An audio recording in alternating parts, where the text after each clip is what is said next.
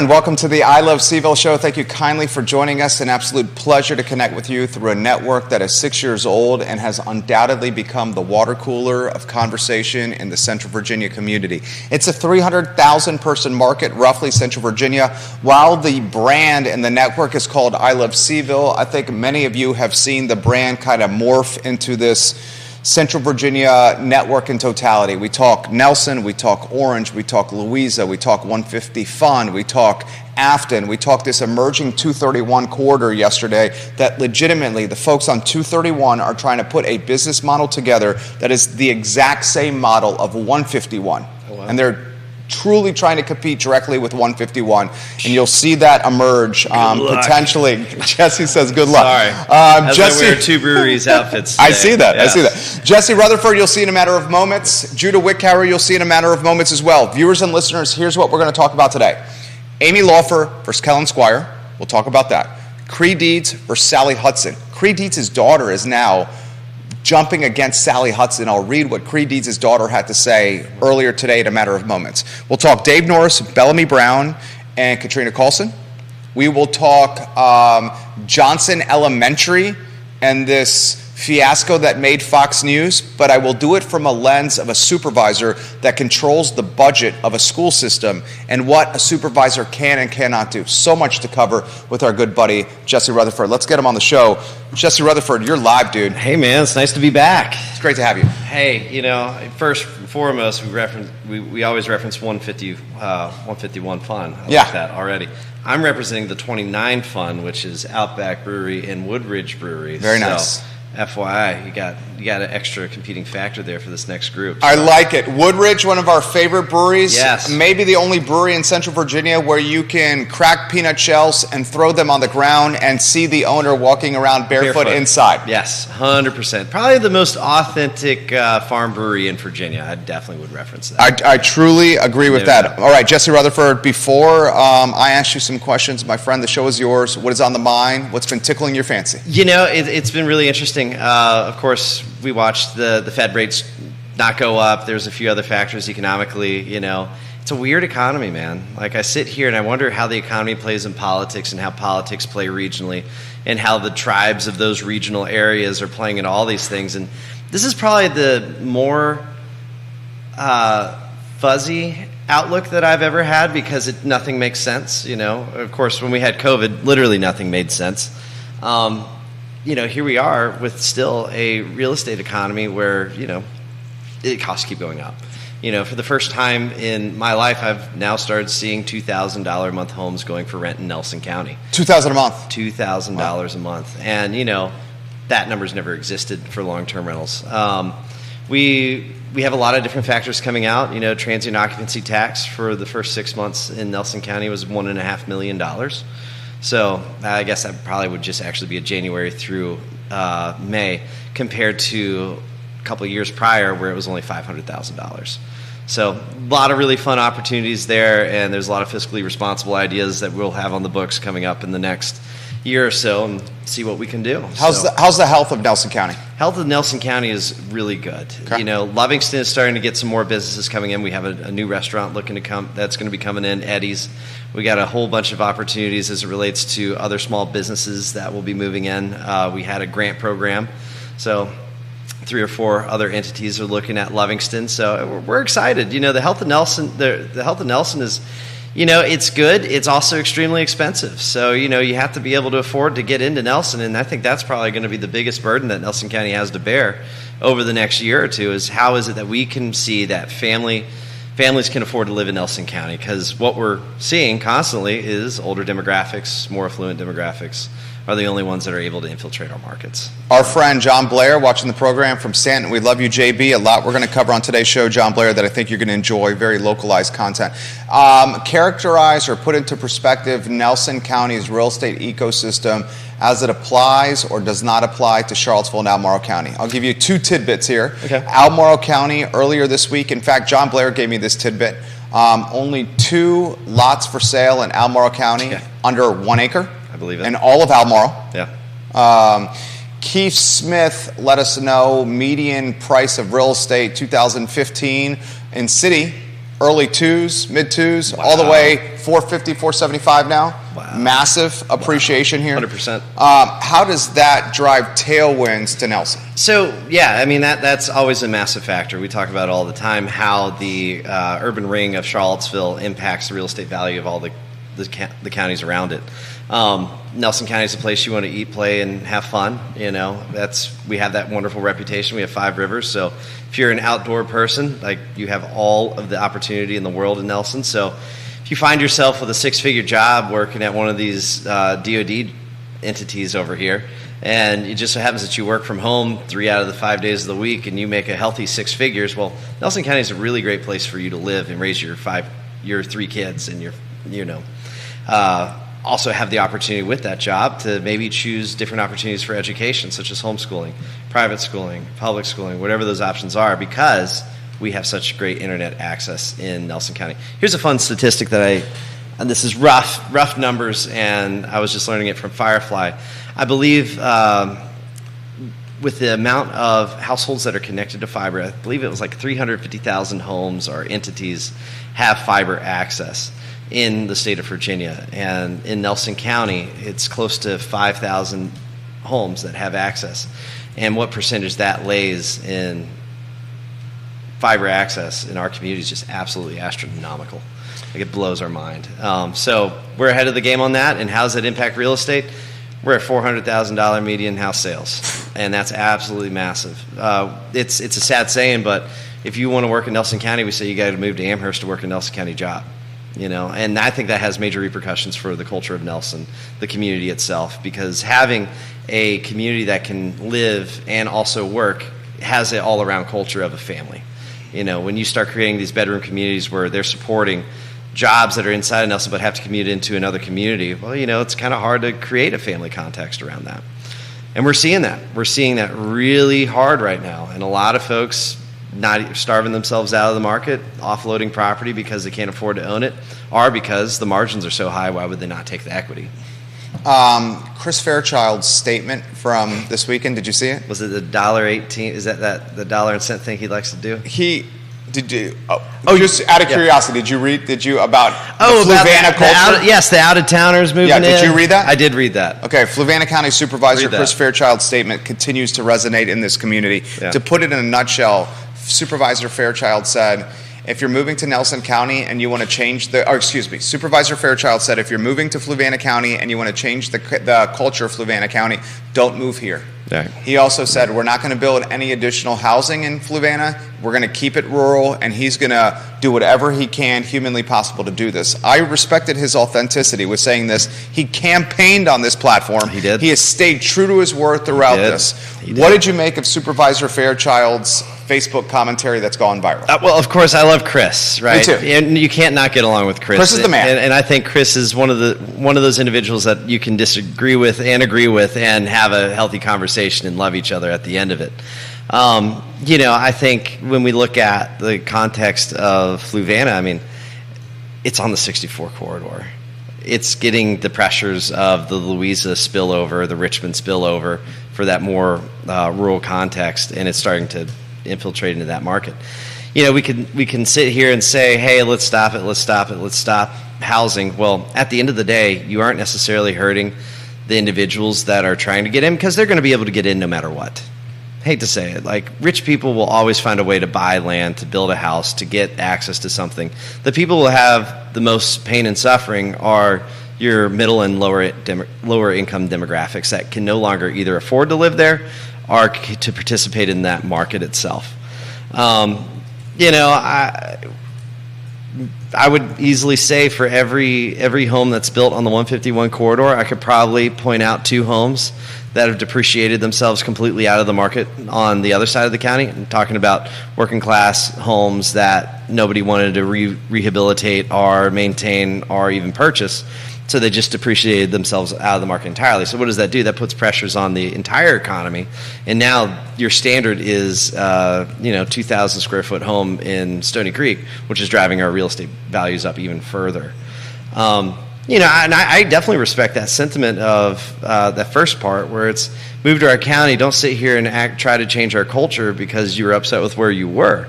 I mean, this is a real factor as it relates to the native Virginian or native Nelsonian, whatever that is, because what happens is you have these groups who come here because it's beautiful. You have a wonderful context. You have a lifestyle that you want to be able to raise a family in. And all those things, I think most of us would say, this is good, and we want you to support that. And then they start adding in these other contexts that you're like, man, wait, what do you mean we had to raise taxes to do that? Wait, what do you mean? We were doing just fine 20 years ago. Why do you need that now? And I think those are all very realistic expectations and questions to ask. Like I said, on the other side of that, housing itself is not immediately a detriment to that individual coming in. It's a detriment to the people who are trying to stay. Jesse Rutherford on fire. Our buddy Deep Throat on Twitter, he's our anonymous commentator, Awesome. Says, man, I wish CVille City could have people as sharp as Jesse Rutherford serving on the dais and on council. I got so much I want to cover. Viewers and listeners, you can ask Jesse Rutherford questions. You can give him props by putting your comments on social media in the comments section. Our software then aggregates them, and I will pass it along to Jesse live on air. I want to talk what everyone is talking now, at least in Charlottesville, now Morrow County, Johnson Elementary, Pride Month, and one particular outing during Pride Month on the playground at Johnson Elementary in the city of Charlottesville. Parents or someone, we don't know who it is, videoed children. How do I characterize this? It was a curriculum that was LGBTQ focused. Yeah. They had an alphabet that they were reciting that was tailored to LGBTQ thematics. Students, 2nd, 3rd, 4th grade, either talking into a microphone or listening from other students recite the LGBTQ alphabet. This video gets to Rob Schilling, we know Rob Schilling is very, very right. Rob Schilling produces the video by slapping on the Johnson Elementary logo, the Charlottesville Public Schools logo, and then Rob has the brilliant idea, and I do that a little bit sarcastically, of putting his name and his logo and his URL and his business all over. Follow me here. I don't know what you were thinking here, Rob. Then this produced video gets in the hands of a producer at Fox News. Yep. It airs last night. They continue to talk about this LGBTQ curriculum and this video that Rob Schilling produced throughout the news cycle today. Yet again, Charlottesville, Virginia has made the national news. I want Open Edit to start. What do you make of it? Sure. So I did take a chance to look at that video that you were referencing before we started. What a shame we've politicized our school systems the way we have, right? You have the left side of things trying to gravitate things and put ideologies in. I mean, these are 3rd and 4th graders, right? Like I know my cognitive ability was not past the slide and swing set. Like I truly could not comprehend much beyond that, and long division was hard for me. Truth be told, indoctrination, it's really, you sit here and it's, Do you think that was indoctrination? I would sit here and when I don't know what the context of that class is or whatever that was, but when you have students and you're asking them to sit here and regurgitate, that alphabet, whatever that was, of LGBTQ plus, you're going to get some kids who, do they truly understand everything that's going on? I mean, these kids' brains are still developing. They're trying to understand the context of being a child. How is it that they can read and write and add and subtract? I mean, these are real scenarios in life. And for that, I as a man who's always erred on the side of libertarianism and freedom and two consenting adults do as they must, I died on the Hill defending Denver Riggleman when it came to the gay wedding challenge, because I do believe that individuals have some autonomy to themselves, especially at the age of 18, 19 years old, like two consenting adults. So when we completely agree with everything you just said. When we get to this context and we start bringing children into this, it's like, wow, guys, this is real. You're influencing things that they don't understand. What does this mean in 10, 20 years from now when we're trying to explain why we did what we did then?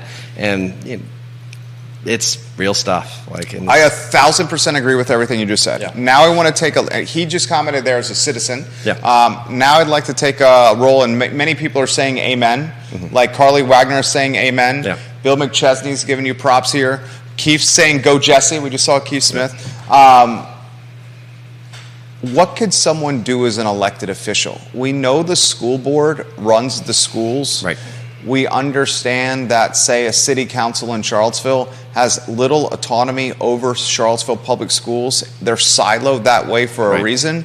The one level of autonomy, or the one mechanism of autonomy that council may have, is funding. Right. Council allocates the funding to the board. The board does what it wants with the funding. Walk me through what you could do as a supervisor here, because first off, would this fly in Nelson County? The second question is, if this was done at an elementary school in Nelson County, what would be the response to you as the supervisor from taxpayers? Yeah. When we're looking at that, again, and just to look at the Johnson context, we're talking about elementary school kids, right? Like, these are the youngest of the young who are, at the very forefront of their life. I could not fathom that happening in Nelson, at least in that context of whatever that was, where you're having them define and recite in public in front of entire classes. I definitely don't see that ever happening in Nelson, and I would not want to necessarily see that in Nelson elementary schools. I mean, we do not need to politicize that level. We do not need to have part of that. I think, you get to the high school context, there's definitely some cognitive ability to where you can have those stances. I remember growing up as a kid, we had I was homeschooled, so I have to remember it was like I believe it was the Gay Student Alliance or whatever it was, and that was a really big deal because there's a lot of kids who were part of that community, and of course I believe that my friends who were in that should have had the freedom to be who they were thinking and being able, because they're 100%. 15, 16 years old, they're able to digest these things and bring up opinions, and of course we had that rebuttal from that other side of our community, and it was not pretty. It was not a good thing. And, I believe that entity had the ability to do what they were doing. But, elementary school kids, why are we going after, like, the youngest of the young, right? They can't even, sometimes define what 3 + 3 is yet. And we're going to ask them to figure out the nuances of sexuality. Like, why are we sexualizing our elementary school? My God, like, this is just, horrible. What could you do as a supervisor? So let's talk about that, because you have multiple options. And I would first say the first thing is at the ballot box. That is the first thing a supervisor should be advocating for, is to see that those board members who are pushing those things in our elementary schools are replaced, because that is the wrong place. That's the first place I would advocate for people. As it relates to the second, there is some discussion that can happen as it relates to funding. Whether that's hey, what in the world is going on? Why are we doing this? I definitely don't necessarily advocate putting teachers' pay at risk over an ideological situation, but it is a real factor, and you can ask that question of your school board and say, hey, seriously, like, answer this. Why are we doing this? There is a good reason why cities and jurisdictions have the freedom to monitor that budget. If we weren't supposed to have that responsibility, then the state would never have given it to us. Why? Because there's checks and balances. And in our context of the republics that we have, we should support those checks and balances. I love this guy. And that goes around not just from there, but just anything fiscally responsible. You should ask those questions. And, that requires making sure that we have a majority of whatever entity you have when you start asking those questions. But, yeah. Have you ever heard or seen of, say, a group of supervisors or a group of counselors ever leverage funding for schools, like keeping the money in escrow account before allocating it to the school boards to demand change? Another good example of this is, say, Albemarle County Public Schools. Right. Dude, they still haven't figured out the bus driver issue. Yeah. Like, this thing has been going on for 2 years. Yeah. Like, they don't have enough bus drivers to get kids to school on time. Right. So the kids in Albemarle Afton, are showing up to school 90 minutes late every day, dude. Every day, Jesse, they're showing up 90 minutes. Yeah. These kids are missing a period and a half and have been doing it for 2 years. Wow. I mean, like, and it doesn't even, how do we solve this if it's Superintendent Dr. Matthew Haas? I got an idea. Pay the bus drivers more. Yep. And then you can get some more bus drivers. Yep. Have you ever heard of school funding being leveraged in any capacity? So in some county governments, you might have certain programs where the county pays for it directly. So in Nelson County, that would have been our nursing program, i.e. nurses in the school system. We wanted to make sure that those nursing jobs were preserved. So what did we do? We made sure that we had a separate account that paid for those things directly when those things came due.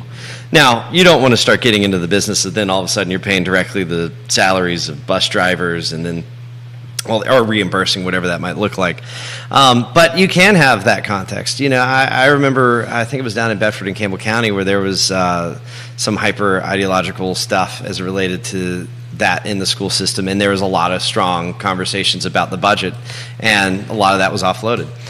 But, you know, I definitely think the school system here does have could see that as a repercussion potentially. I mean, we're also past the budget season now. We are. So it might be a year before that happens again.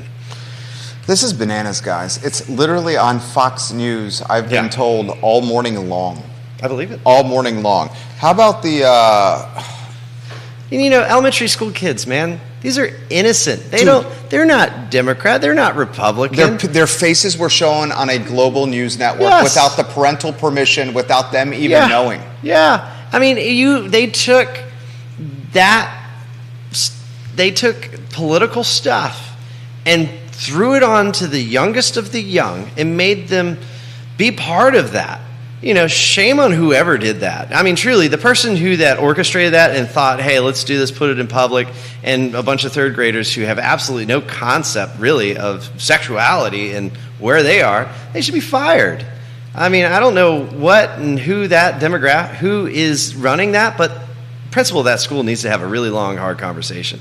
And listen, I support that community, you know, as it relates to them having the rights as consenting adults.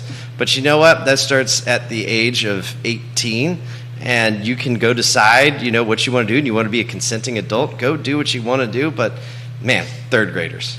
Do you think a lot of stuff to unpack here? Should videoing be removed from school grounds? I made that comment, and here's another follow-up for you, and I'll get out of your way. Okay. I made that comment on social, and then a lot of folks are like, no way, we want to see what's happening here, especially if it's public schools. Yeah. And then other folks have said it should be like police wearing the body cam on their person. Right. We should have a camera in all the classrooms to make sure the teachers in the public schools are doing right by our kids. And then I countered that by saying, would you trust Dr. Matthew Haas's infrastructure with millions of hours of live footage of our children? And to protect it with all these pervs and hackers online being able to get it and manipulate it? Oh, and just look for children in traffic. That's what I'm saying. You know, then all of a sudden you're allowing them to get control of that. Man, that strikes multiple. I don't know if I'm the right person to figure out how to answer that. You're a sensible guy, though. But, you know, there's some level of responsibility and a check and balance where I know that, you know, students should have some level of right to record when they're living in those moments, right? They have that autonomy in my mind to record those moments that might be a positive interaction, a negative interaction, you know. But yeah, that's so true. Someone took a video of that and put their kids' faces on blast on national television and global television, without permissions. And I've got to say, the other side of that is you're part of a government system. I mean, public schools are public schools. You have the ability to record. It's probably a First Amendment level to that, at least in the public spaces. Man, dude, comments are coming in fast and furious. Jerry, Warren County is, this is from Carly Wagner, Warren County is calling for cameras in all classrooms now, as 2 teachers were just fired for physically abusing kids. She also says the Virginia School Board Association is the one pulling the strings behind the curtains. They claim to be nonpartisan, but they really are a progressive political action group. When a person is elected to a school board, they are expected to sign an agreement that they will vote in the interests of the Virginia School Board Association.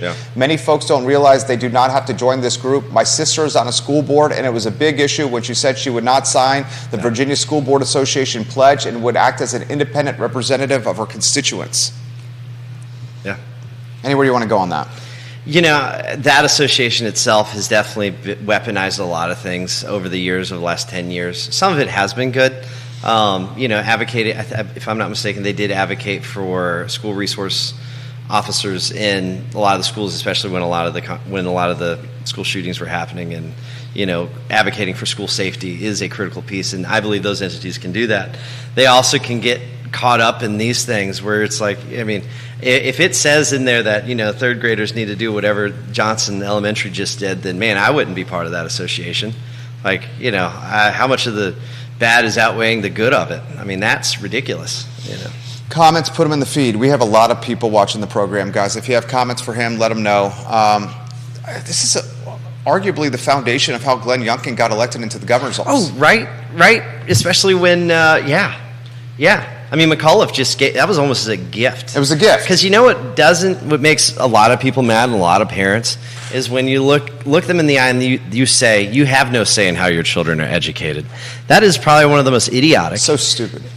Statements a person could ever make. And yes, of course the mother and father have a say in how their child is educated.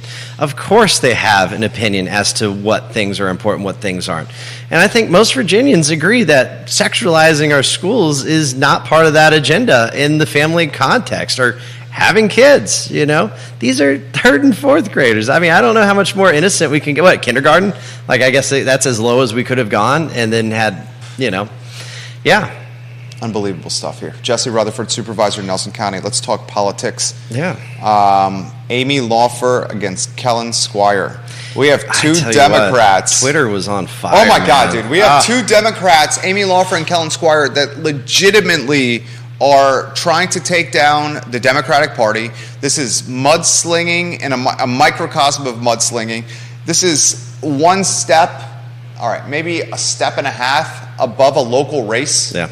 We're talking literally a step above city council. And these two people are fighting tooth and nail as if it was Trump versus Biden. Yeah. I mean, yeah, and the mailer that went out? Yeah. Oh, my God. I got that mailer. Do you? Yeah. Yeah, and then she doubled down, triple down, quadruple down, and she's running television inventory ads on the foundation of the mailer. Of that. It is actually truly sad to see that between, of course, I'm not participating in that primary as I'm of the conservative persuasion, but, I actually thought both of those individuals in the beginning were, okay, this will be kind of a cordial thing. We're going to see how liberal someone is from Albemarle and Charlottesville, right?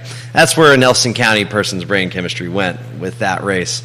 And, I've met with Amy before, and I had some good conversations about housing and, the context of transient occupancy tax and short-term rentals and the impact of housing supply. We had a really great conversation about that.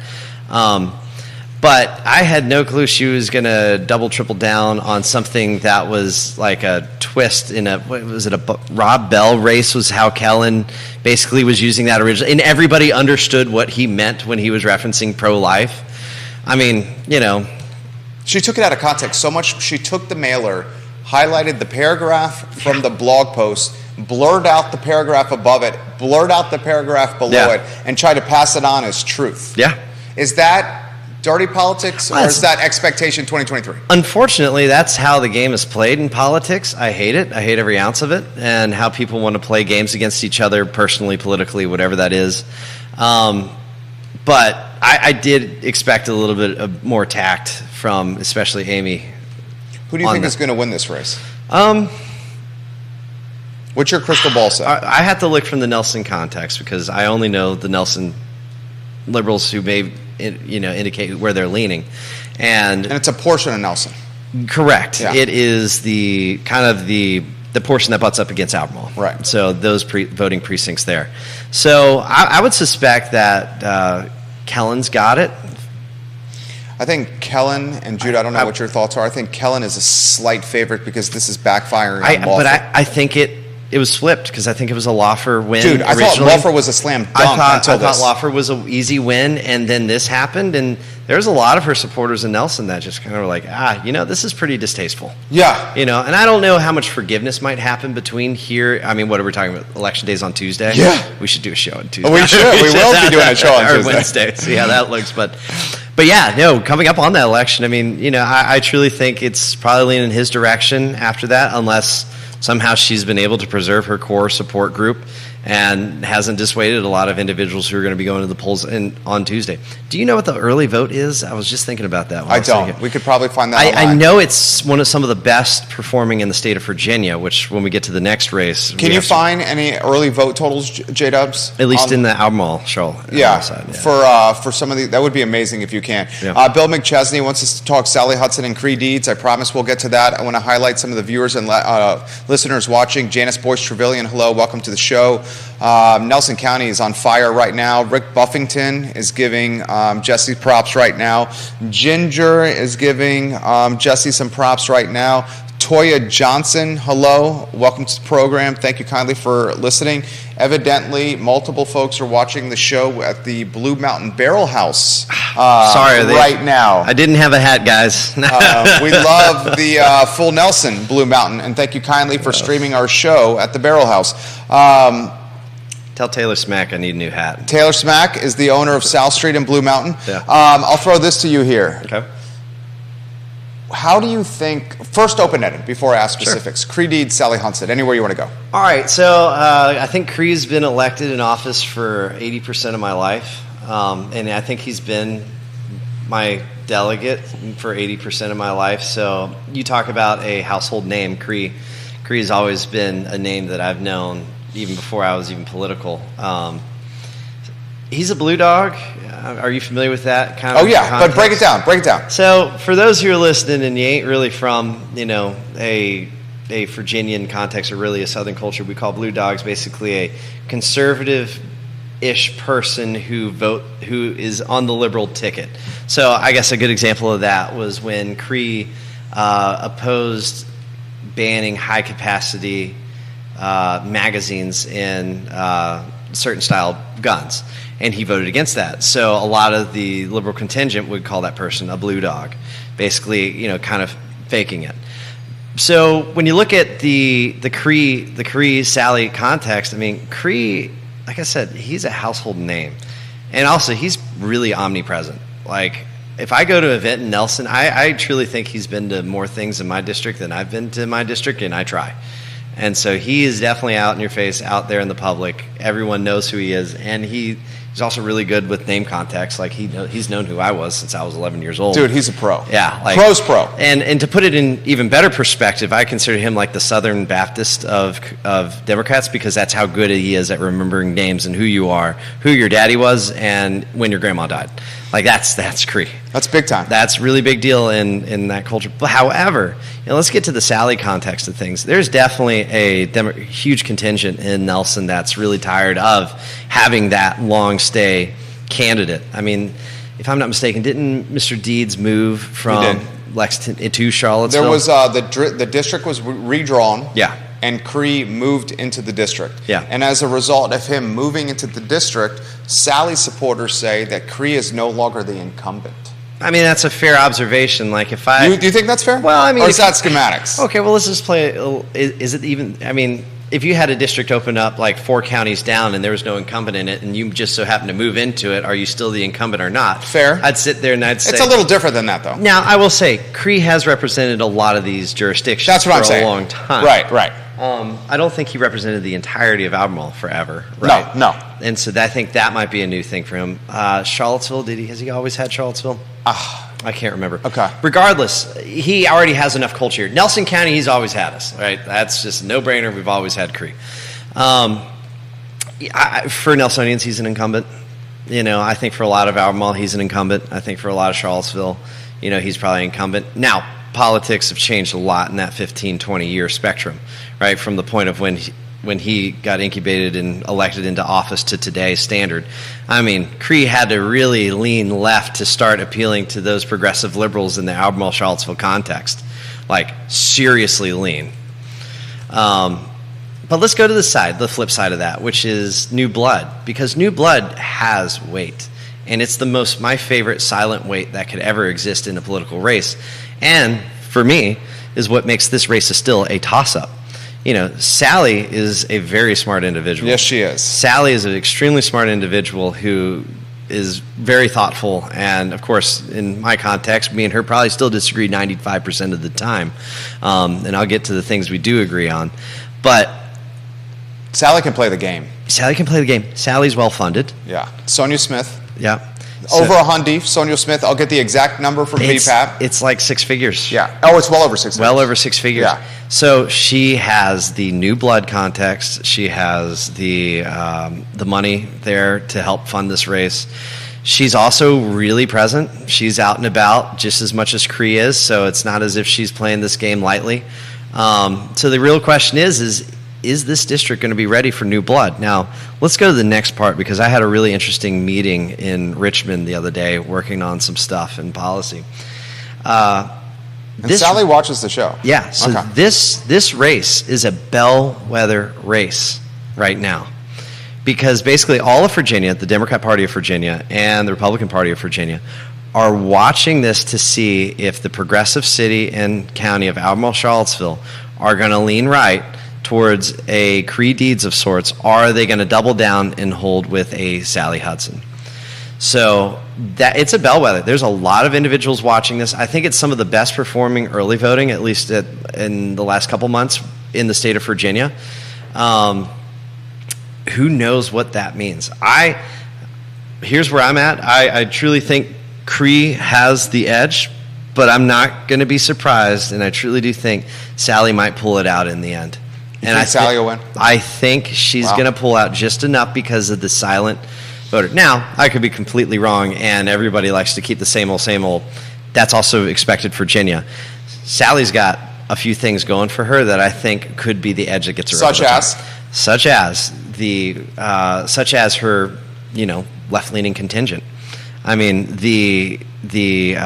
trying to think of some of the different, like the indivisible groups, let's see here. She's got Bill's Clean Virginia Fund all over her. Oh, yeah. She's got Indivisible Charlottesville. She's got, which are socialists. She's got Livable. There's a lot of them here. Yeah, she's got Forward Albemarle backing her, the schools. Yep. She's got Livable, whatever Gillikin's group is, Livable Charlottesville all over it. Sonia Smith, I'm looking at campaigning. Sally Hudson is into Sonia Smith, or Sonia Smith is into Sally Hudson, however you want to look at it. $265,213. Wow. Sonia Smith's husband is pretty much the guy who runs the Clean Virginia. He is the guy who runs the Clean Virginia Fund. 35G from Clean Virginia. So this Michael Bills himself, 10 G's on record right there. So you got Sonia and her husband Michael, 265 from Sonia, plus another 45 from Michael Bills. We're over 300 G's from this family unit. So let's go to the next step. Okay. Let's talk about electeds who have endorsed Sally. Okay. Because that's a pretty large number, if I'm not mistaken. It is. Is it most of city council?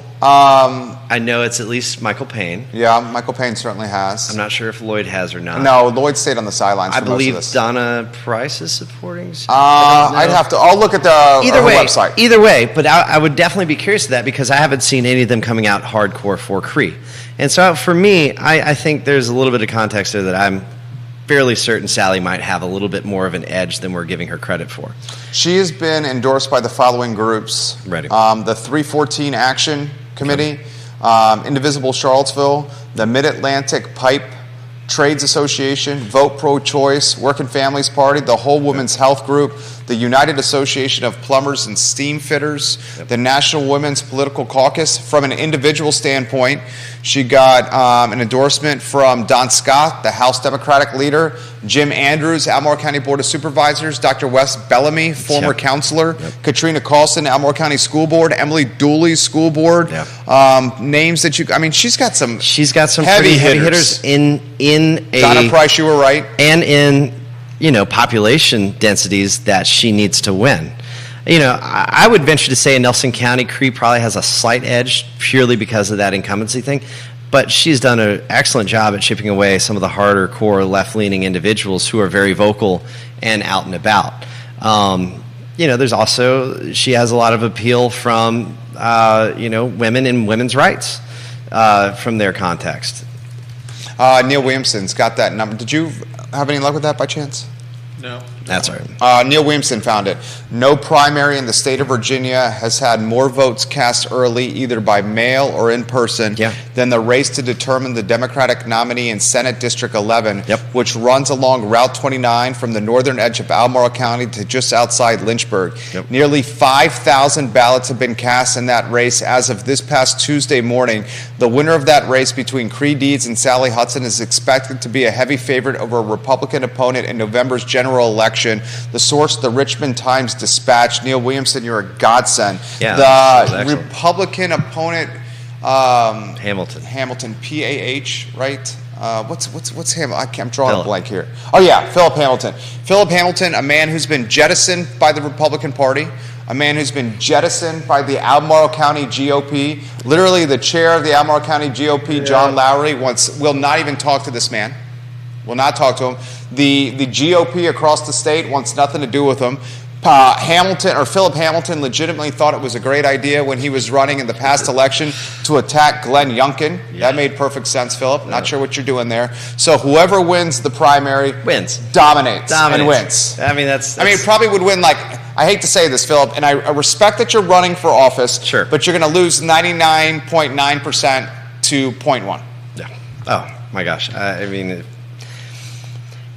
The winner of Tuesday is going to tell us where the direction Virginia is going to. That's what I'm saying. Exactly right. I think once, if Cree is the one who wins, then guys, you need to be ready for the generic Virginia that we've had, or at least have known for the last 8 years. Or let's go pre-16. What do you call generic Virginia? What's that mean? So, you kind of, not generic Virginia, more like I like to call it the middle 2000s Republican Virginian, right? So, like, who was our governor at that time? McDonald. Yeah, like Virginia Beach boy. He was a moderate guy.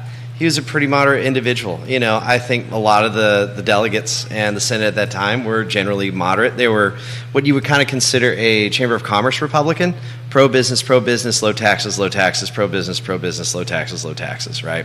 Sounds great. And so, that, I know, right? How convenient.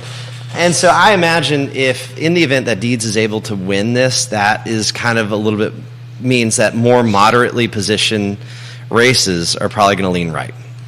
Jesse Rutherford is on fire now. We're going to continue with the guy. Janice Boyce-Trevelyan, welcome to the program. Let's give the many Nelsonians that are watching the program, folks like Edward Paul Mims and Stephen Kurtz, welcome to the program.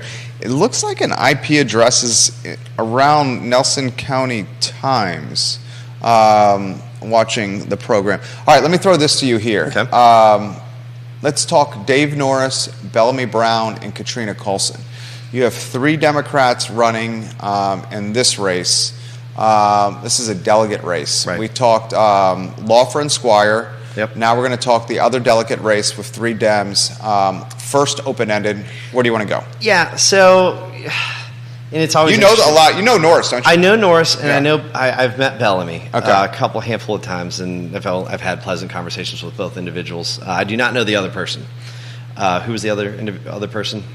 Katrina Coulson. Chairwoman of the Board of Albemarle County School Board. Okay, yeah, I don't know her.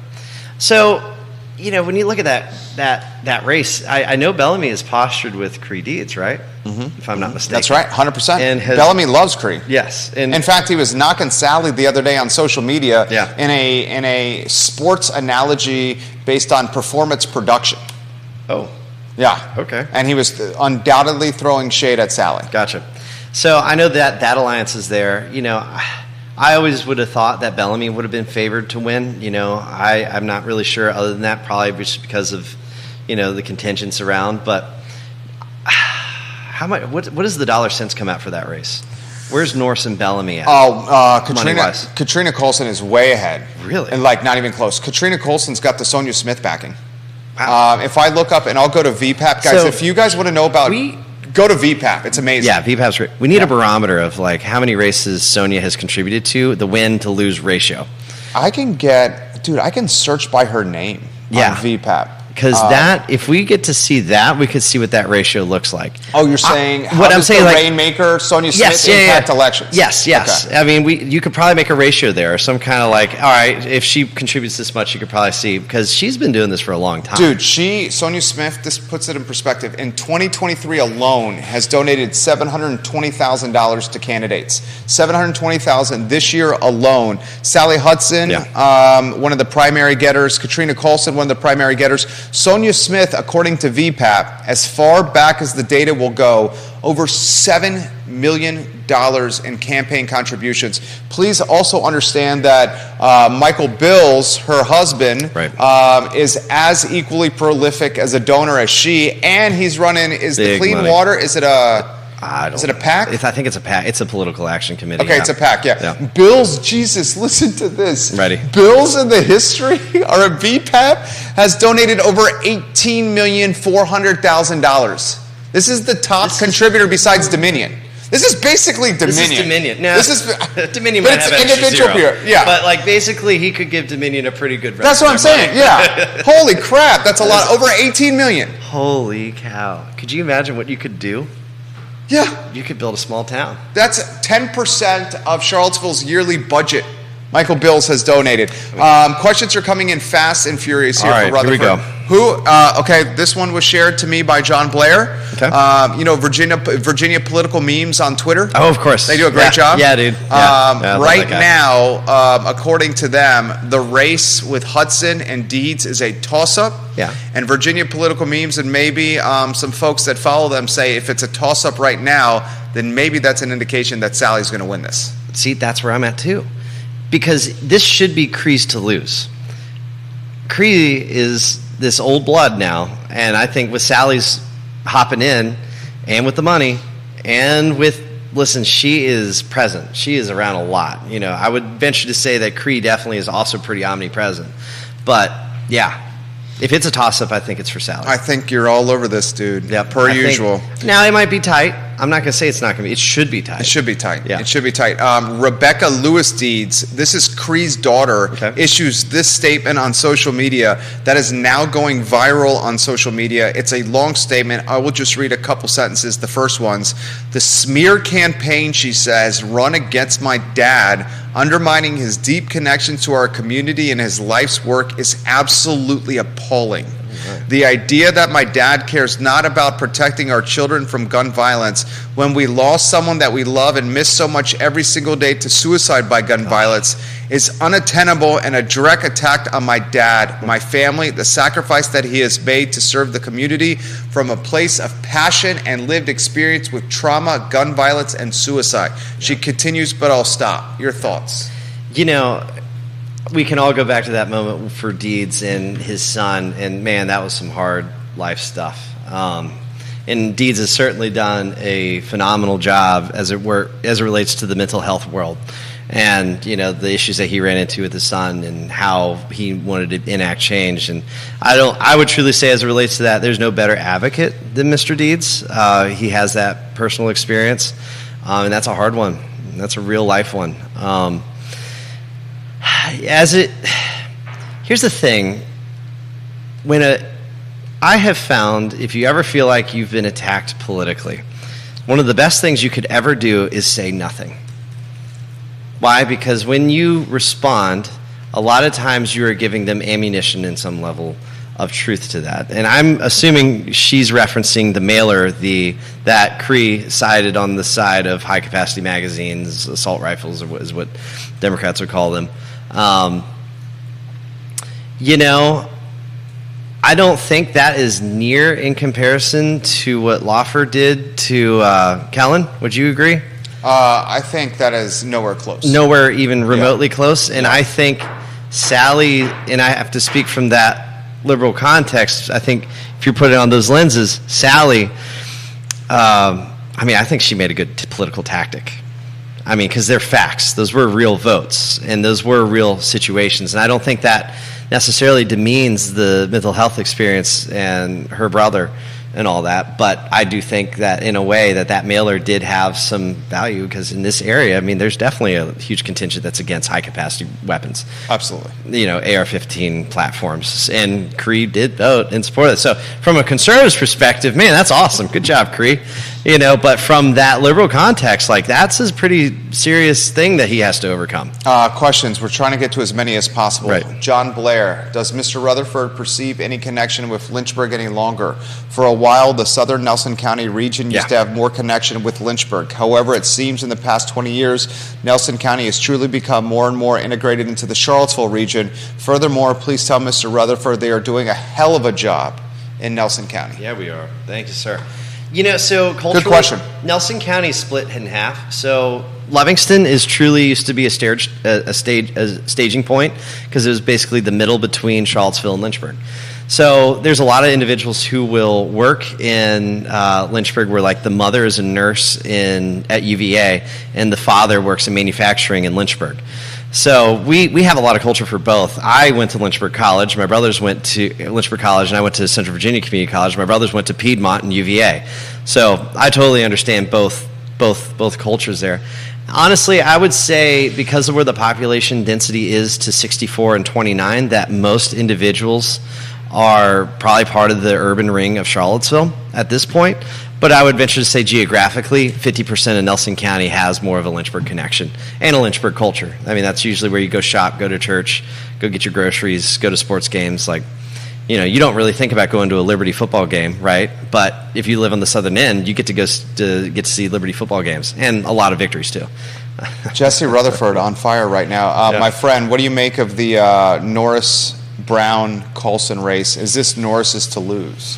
And then also, what did you make of his tactic over the weekend of hosting a music festival at the Jefferson Theater? That was so interesting. Did you like the idea? Did you have issue with it? You know, I didn't know what it was. Like, I don't quite like, you know, if you invited people to an event and it just happened to be like stuff, music and whatnot, whatever.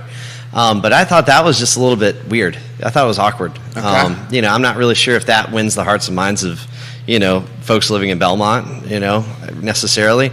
But at the end of the day, you know, who's door knocking the most? I mean, who's going to the most door to door? And I'll be honest, I haven't really followed that race hard enough to really know better, because the geography of that is all of Charlottesville, and how much of Albemarle? Let's see. I'll give you the exact map. And Neil Williamson, if you have any advice or any perspective on HD54, that would be great.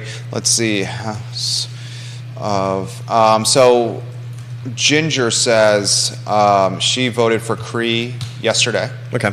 I have 1, 2, 3, 4, 5. Oh, this is 6. it. Are they putting a poll in there on who they're voting for? Yeah. Okay. There looks like right now, since we started talking about this, 19 have voted Deeds, and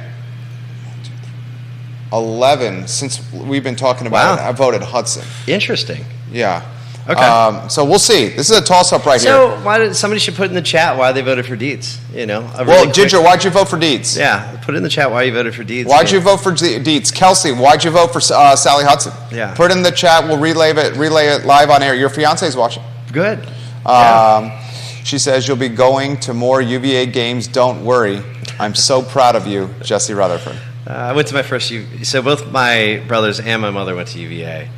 And your brother, a Commonwealth attorney? Yeah, Daniel went to UVA. He didn't go to law school. He went to undergrad there. Okay. And my oldest brother, Chris, did. And so I actually, you know, our family, it was a UVA household. I always got UVA branded stuff all the time. Like, I got unsolicited T-shirts every Christmas was UVA. Oddly enough, my brothers never took me to a football game, never took me to anything. And so I kind of didn't. The only connection I had was the T-shirts I got at Christmas and going to graduation, which really frustrated my mother. And so I ended up going to Lynchburg College and ruined all the shirts that I had and sweaters. Made my mom pretty mad. So, but my first UVA football game was my fiance taking me to a UVA football game, you know, 26, 27 years later. So. HD54, Neil Williamson, you're the man from VPAP. If you love politics like Jesse and I do, you can spend hours on vpap.org. Here's a little snapshot of HD54 House of Delegates, District 54. Charlottesville City, registered voters, 34,664. Albemarle County, partial Albemarle, Right. not Albemarle in totality, as you know. Right. Registered voters, 27,912. Wow. Shows Charlottesville City, the share of the district is 55.4% versus Albemarle County's 44.6, Jesse. Wow. Okay. So, I mean, I don't know. It could be Norse then. I think Norris is the I think it's front runner. Norse. I actually think we're at a Norse situation now. So talk to me this makeup. We get a Dave Norris. I think you and I are both inclined to say that Sally's probably going to win. I think so. Sounds like we're both inclined to say So Norris, Sally. Squire. Are you Squire. if you were a betting man, would you say Norris, Squire, and Hudson? That's if I was. I a would betting say man. that's a fair reason. I think that's reasonable. I mean, those are the Yeah. people that I'm hearing voting for those individuals now. I mean, That's what I would think. I would definitely say. And we're not endorsing any of them. We're just No. talking the political science. No, of course, yeah. I'd get in a lot. I'd lose, some street cred. Yeah, and they may not come on the show. I know, right? You know? So, I would say, and let's look at some cause and effect factors. That's what I want. If Sally wins, Yeah. Norse wins. I think that's a fact. If Cree wins, I think Bellamy's got a better chance at winning, and that he should be able to carry it over the top. Interesting. As it relates to the Lawfer-Kellen context, I don't think the state. I think that is more isolated from the Deeds Hudson race than. I really do think those are two separate groups, right? And I actually think that Kellen's just going to win it over the top, just because he didn't sink his boat, a few weeks right before election. Multiple people have just said what you said earlier in the Yeah. show. For example, Ginger, Thomas, Spencer, Yeah. Brian, and Stefan have put the comment in the feed. If we have to vote for a Democrat, we'd rather have the blue dog. Yeah. No, I believe that. God, so much is coming in so fast. 3 spots on City Council, Charlottesville up for grabs. Oh yeah, let's talk about that. Michael Payne, who you know. He's going to win. I think Michael Payne will be on there. Lloyd Snook was on Real Talk earlier today. Yeah. I think Payne and Snook are slam dunks. I think that's easy. The 3rd seat is up for grabs. You have Bob Fenwick, who was Yes. a previous one-term counselor. Yeah. You got Natalie. Was he kicked out, or did he just not run again? He ran again and lost. Okay. He ran in 2019 and lost. Okay. 2000 and the last one. So he's trying to pull a Grover Cleveland and win, lose. It's kind of like a Trump effect thing right now. I think it was. We need to actually- talk about the Trump. Fenwick went loss as an independent, win as a Democrat, lose as a Democrat, and now he's running again. Is he running? And this is the Dem. Yeah, he's running as a Dem Yeah. in the primary because Yeah. let's cut to the chase. If you're That means an you I win or an that, R, you've you have no already won. chance Yeah. in Charlottesville City. When's the last time an or an R has Nakaya run? Walker. That's right, she She was. was an independent. Right. And before that, Rob Schilling is a Republican. Yeah. And Schilling is in a tremendous hot water right now for that video with his employer He's at Charlottesville Radio Group. This I'll throw to you here. Okay. We both think Payne and Snook, the value of the incumbent, they're going to probably win. Yeah. That 3rd spot, which is a majority that's Sure. up for grabs now, is between Mr. Cooper, Natalie Alshrin, and Bob Fenwick. Okay. We just popped on this show earlier this week. Is it Deshad or Deshard? Can you look that up, please? Dashad. Deshad? Yeah, but I'll Sure. double check. We just popped him earlier this week on the talk show utilizing ChatGPT. Yeah, I was going to say, yeah. Okay. Jesus, dude. He was like, he had a... I don't know what you were thinking here, Mr. Cooper, and I know you watch the show, sir. He had a Q&A that he was responsible for a voter guide with the nonprofit Charlottesville Tomorrow. Mm-hmm. The voter guide, the same questions for all the candidates. Right. Email us your answers. Do it at your own time. Yeah. All the other candidates personalized, localized, and humanized answers. Right. Cooper, you know how ChatGPT has, like, Judah's made this point, like a tone? Yes. Like, Yes. there's you can, words you could, yeah. that normal people, Don't like say. or vernacular use- would yeah. say. Yep. And then the folks on Reddit that have a boatload of time on their hands, so much time on their I'm hands. the big subreddit guy. Okay, huge. Get in the weeds. The Redditors Yeah. guy literally took his answers Uh-huh. and then said, "Let's funnel these questions into ChatGPT and put the answers side by side." Yeah. And dude, it was no question. Wow. What do you make of a candidate using ChatGPT to answer a voter guide from a nonprofit in a local election? Is that sketch or not sketch, or is that 2023? when just ChatGPT in and of itself has changed a lot of the e-commerce world and so many other aspects of life. I mean, utilizing it to write your papers, to discussion boards online. Like I can sit here and feel, people are using ChatGPT and making billions of dollars. I'll be honest, I think society might vote for a robot's answer. I'm just saying, AI is out after all of us. Oh God, do you have no beef with ChatGPT for Mr. Cooper? Okay, so. One, he's the first guy I've ever heard of doing that, so I'm going to give him some props there. Okay. It's bold. Okay. It's very bold. Okay. And I bet you there was a lot of people who liked his answers, or ChatGPT's answers there, right? I bet you there was. And they didn't know it was ChatGPT, and then someone's going to say, but it was provided by artificial intelligence, and do people care? Do people care, Jesse? People care? You know about this stuff better than I do. So people you would never do that. I would never do that. I'm also not smart enough to know how to use ChatGPT well. So we'll go with that too.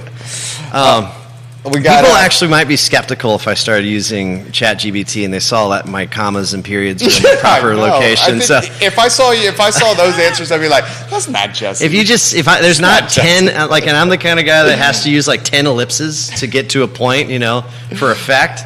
ChatGPT probably doesn't do that, so people would know it's me real quick. Oh, God, not I me. love this man so much. Jamie Turner, I will ask him this question. In fact, why don't I ask him now? He's the mayor of Gordonsville, repping the PEP now in Culpeper. He says, what is Jesse seeing as the price per square to build these days? Builder grade finishes, he's talking specifically. Jamie Turner's a real estate investor. Sure. I mean, it's out of this world. Builder grade? I mean, builder grade. Listen, man, I can build pretty standard homes, right? Tell folks what builder grade means. So builder grade. So let me tell you what that means to a generic kind of guy, and that means, is it on the shelf in Lowe's or Home Depot? If it is not, and you require me to then order it, we are beyond builder grade now. Builder grade is within arm's reach of the shelf. For example, flooring, trim, doors. Basically, if I wanted to build a stick built and I needed to do it in a day, I needed to be able to procure all the materials to do that from all the stores within that moment, right? That's builder grade to me, right? It's so bad. It's so sad. You're probably looking in the $250 to $300 a square foot. Oof. And you got to think of the reality of this too.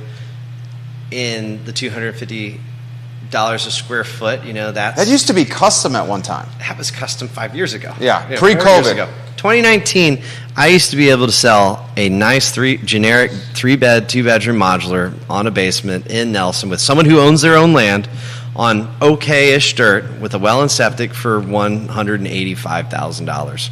And that was a standard price, and it was great. And the clients who did that in 2019, then refied in like 21, they're living the dream right now. Right. And now they've realized equity of 100% in 4 years. That's nice, but that's paper money. That's real estate money. That's real estate money, right? Yeah, it's not cash, but it's there if they really needed it. So we're going to have a different kind of recession, and it's going to be an affordability recession. So basically think about it like this. Everybody has jobs, but you can't afford bread. Go to Venezuela level, because that's where we are. I mean, my tenants, we talk about it all the time. Like, they got 3 kids going to the food line, which used to be where you got your generic stuff. It's $150 for them every time they show up. That might even be light. And that's light. Yeah, my wife and I, we have a 5-year-old and a 6-month-old. Our grocery bill is $200 a week. And and that's cutting corners, right? That's cutting corners. That's like not getting really nice produce. That's not getting like the nice bread, Yeah. So it's really sad and it's really scary to see that, because those individuals are struggling at their $18 an hour wage to make ends meet. And I think that's one of the most frustrating things about the housing issue is over the last 100 years, every 10 years essentially equity doubles for that individual. But the one thing that's not kept up at all is wages. Wages have not kept up at all, and I am concerned. Like, we're talking about ChatGPT. I mean, and I totally agree with the Yangs and the Musks of this world. The biggest danger to workforce isn't, big bad corporate not paying a living wage. It's going to be big bad corporate using AI and algorithms to replace those jobs. Deep Throat, anonymous on Twitter. I love when you watch the program. He says he gives props to Jamie Turner. Says that's a great question. This is what I want to know.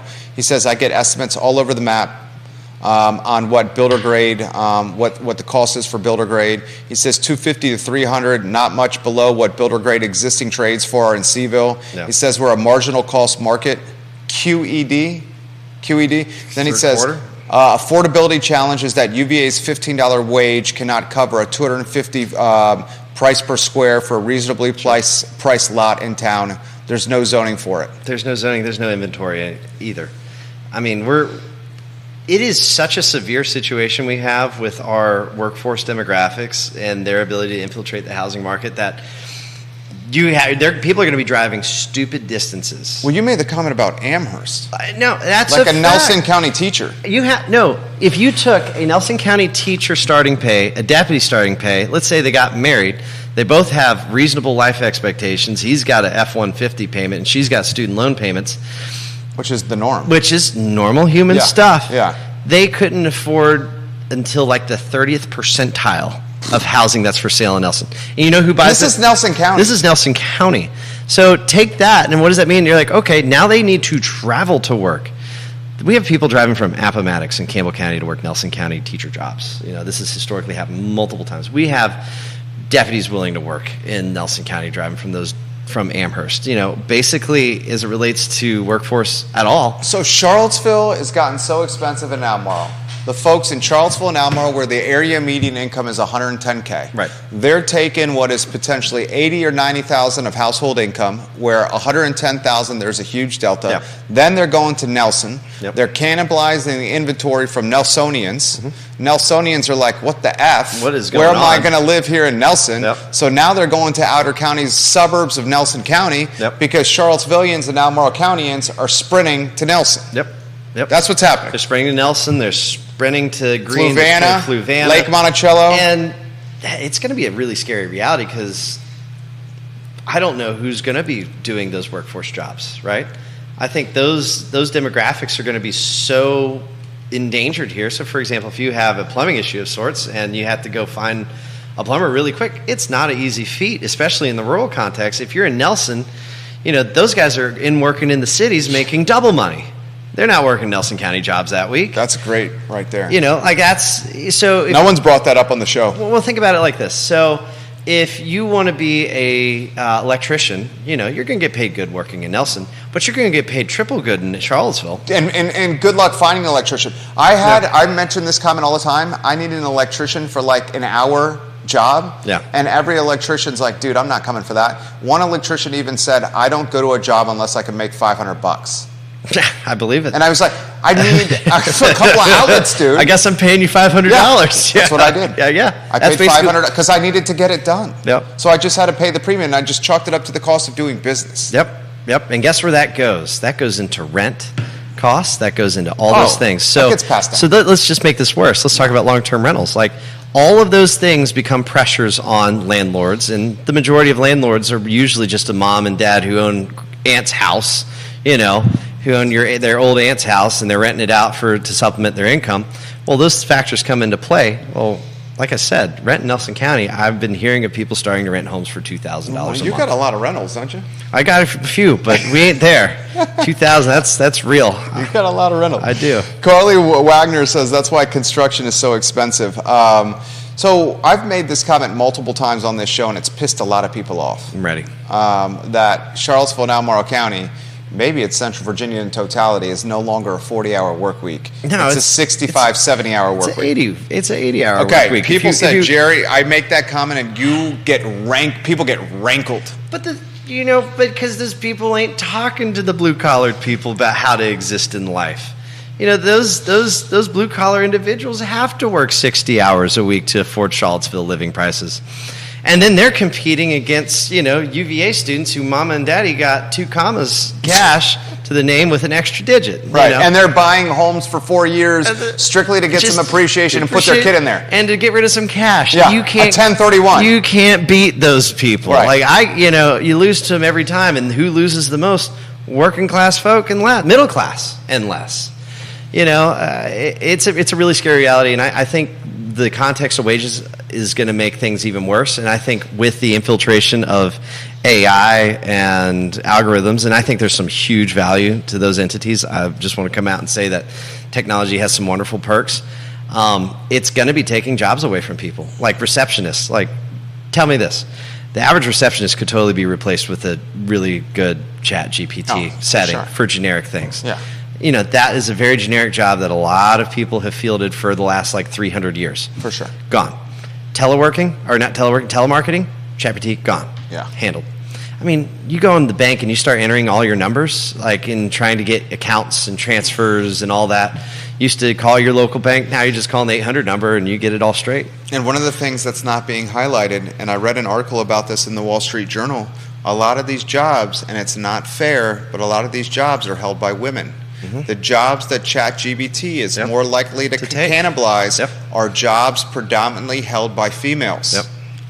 We should highlight that right there. That's really Vanessa Parkhill makes this point on the video in the schools. Right. This is an interesting one. Okay. All great questions, but ask yourself if you would feel the same if someone shared a cell phone video from a middle school basketball game or an elementary school choir performance. So many parents post that kind of content, and many probably don't think twice about whether they have permission from the other kids' parents in the video. It's a damn good point. No, that's a fair point. I think, but your middle school basketball game's not going to get politicized like that other video, right? Right. That's the middle school basketball game. Vanessa, it's a good point. Yeah, it is. It's not going to make Fox News. It's not going to make. I hope they do because they won whatever championship that exists in middle school. But where I would be upset is the context of the Johnson Elementary. Yeah, because Fox. I'll cut to the chase here. Yeah. This is what I would be worried about. You have an elementary school in Charlottesville that is celebrating Pride Month that legitimately has students doing the LGBTQ ABCs. You should watch the video if you have not done it. I'm not going to share it on the show. No. This content was then shared on arguably the most right-leaning National, global network out there. Yep. So we know that there's some folks that are watching this video that are so right that we may say, what? How do help me out here? what tidbits do you want? That may take things too far. They definitely take things too far. Too far. Yep. And now they know where the kid goes to school. Yep.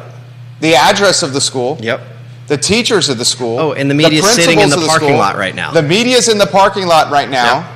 I mean, ladies and gentlemen, this is a cluster duck quack, quack, quack. Is it not? Oh, gosh. I would, if this was in Nelson, I'd be nothing but, scared and embarrassed. What would you do as a supervisor? If you were literally collateral damage, would you be there out the school? What would be, well, there'd be a series of phone calls to board members and principals and county administration and say, what happened and how are you fixing this? Okay. That's step one. Okay. And they need to have the ability to go figure out how they can handle that situation and isolate it best they can and apologize if that's necessary, or if it was part of their plan and the school board said, yes, please do this, then they need to figure out a different policy to do that. I wouldn't come out the gate threatening the school budget because, like I said, there's a lot of teachers there whose salaries don't need to be put in peril because a series of administrators made a terrible thing for elementary school students. But yeah, I think if that persisted, there would definitely be some very long conversations. Let's go to something else too. Please. So this is a lot of the reasons why a lot of people are not letting their kids go to public school. This amount of politicizing, right? McAuliffe did it back in his race when it got so political and the bathroom conversation. Where do you go to the bathroom and the ABCs that we were just listening to. And also, furthermore than that, it's, the danger public, a lot of the school systems have been. People wonder why people are homeschooling their children. It's because they want them out of that fight. I don't want my kids, and I don't want to see Nelson County kids have to go get politicized on Fox News. It would be my whole goal and purpose to make sure that that's not happening, that these kids are getting as a normal of a upbringing in their school system as physically possible, and as safe and healthy and free and high quality. This is not helping. This is not helping them learn, how to do long division. It's not helping them, get further in society. And, gosh, let's desexualize our schools. I mean, this is just getting ridiculous, especially elementary school. Like I said, there might be some conversation you can have in the high school context. I totally think there's enough cognitive ability of a 17-year-old to have good opinions on, LGBTQ plus and, the struggles that they may have had, but not in the elementary school, not where there are kindergartners and pre-Kers who have no clue and, all they want to do is draw crowns. So you live their dream. Are refreshingly authentic in a time when that is not the case. Yeah. I think any jurisdiction would be lucky to have Jesse lead. This is from Twitter. Out here in Bozeman, Montana, you get guys in the trades business who come and live in a camper van. They park it next to the rich guy's house to get rich guy pay rates. Then after a couple of weeks of making rich guy pay rate money, they go back to the rural wilds, and then they come back a couple weeks later. So let me tell you what's happening in a lot of the manufactured modular world. Because of workforces getting so difficult to come by, now, one of the perks with manufactured modular housing, you can get the contractors from anyone on the East Coast because it's the same kind of thing, right? So we're finding that some of the main crews to hire are coming from North Carolina, South Carolina, Kentucky, and Pennsylvania. They work 1 week really hard, and they set as many houses as they physically can. And then they go back home for like 1 to 2 weeks working on their farms, cutting down trees, and then they work hard again for another full week, and then they go back to their farm for another week or two. I mean, I'm seeing that all the time too, which is really unfortunate because you need, consistency with labor. Consistency of labor. If you get anything done in a timely fashion. Because what does that mean? Winter's going to come around, and the they're going to be like, changes. Everyone's going to be like, I ain't working 6 inches of snow. I worked enough this summer. I'm going to hold off till March. And that's why things get expensive. That's why construction is out of this world. Jesse Rutherford. And I don't know. Yeah. We've an hour and 20 minutes in. You're a joy to interview. This is the best kind of guy to interview, guys. A guy that has a take on pretty much everything. Jesse Rutherford. He loves takes. All right, close the show anywhere you want to go. Anything that we should be talking about or thinking about that we haven't covered? Hey, I think we should encourage everybody to participate in their respective primaries for whatever political ideology you reside with. It's important you participate. Your participation is part of the process. I think you should always ask questions of your supervisors. I think you should always ask questions of your school board. And I think that certainly, when you're with your kids and you're thinking about your kids, just know that, yes, you do get a say in how your kids are raised. And you do get a say, and you do get a say in what that future holds for the next generation of children. Forced ideology is not a real thing, and it doesn't change hearts and minds. It could create more issues. I mean, I talk about it all the time when we talk about forced prayer, and of course I love Jesus. He's my guy, and I said, yeah, but forcing non-believers to pray is called theocracy, and and it's not a genuine thing. And I think we all need to learn how to stay in our lanes and how to let other people live the lives that they want to live, and not have to sit here and put it on a podium and force everyone else to participate. That's fascism in a way. Judah. Yeah. He's the man, right? No doubt.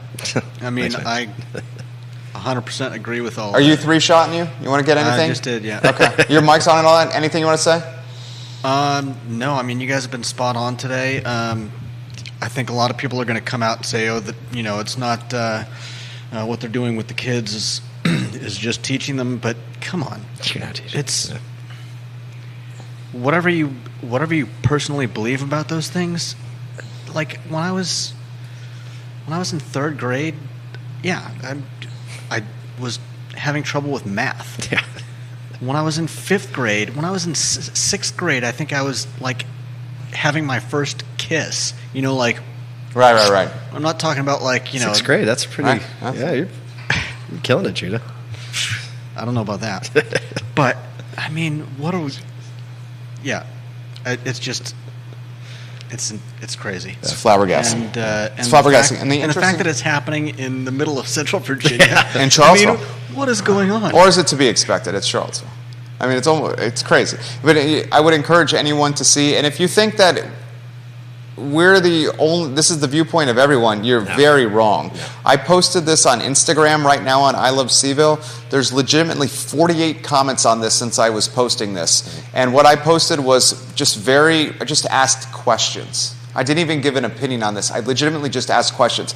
I'm being utterly attacked on Instagram right Nice. now, on my own account. Nice, you're getting 48 good. comments. Good for you. Just for asking questions like, who was videoing the kids in the elementary classroom or on the playground? Should there be a no videoing policy? Why did Rob Schilling broadcast and amplify this? Did the parents of Johnson Elementary know that the kids had an LGBTQ curriculum? Are the kids safe after this aired on Fox News? Yeah. And should elementary age kids be learning about sexuality in first or second grade? That's all I posted. Yeah. And I'm being You're being attacked. Attacked. You're in the nice. Attacked. Getting doxxed. Yeah. You're canceled. literally for asking questions. You, my friend, are a joy. Judah Whitcower, I love this Thank you, guy. guys. We should get him more. This is the I Love CVille Show. It is archived wherever you get your podcasts, and check your social media. If Jesse Rutherford is on a ticket for any election, you vote this guy, ladies and gentlemen. Nelson County, you're in good hands. Have a good weekend. Keep it local, and try, please, to stay sane out there. That's right. Please try to stay sane. Please stay. That's all I'm asking you to do is stay sane this weekend. We are rooting for an average weekend. We just want boring. I just want boring. Just go boring. Just give me a boring weekend. Yeah, just give me Thank you kindly for joining us. So long, everybody. Thank you. He's going to tell us when the cameras are off. Let us know when they are, J-Dubs. Mics are off. Yes.